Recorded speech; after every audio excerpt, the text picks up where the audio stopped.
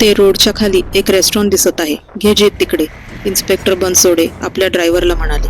एका केससाठी फिरता फिरता दोघांनाही खूप भूक लागली होती, पण एक तास शोधूनही त्यांना रस्त्याला काहीच सापडले नव्हते. जीप लावून दोघे आतमध्ये गेले. रेस्टॉरंट जरा जुनेच वाटत होते.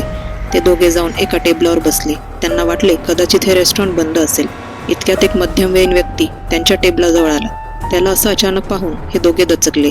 त्याने आपले नाव पीटर डिसूजा असे सांगितले व त्यांची ऑर्डर लिहून घेतली. बराच वेळ झाला तरी ऑर्डर घेऊन कुणीच आलं नाही, म्हणून इन्स्पेक्टर किचनच्या दिशेने बघायला निघाले. किचनमध्ये त्यांनी जे दृश्य पाहिले त्यांनी त्यांच्या पायाखालची जमीनच सरकली. तो पीटर गॅसजवळ उभा होता, पण त्याचे मुंडके शेजारी प्लेटमध्ये ठेवलेले होते व ते इन्स्पेक्टरकडे बघून जोरजोरात हसत होते.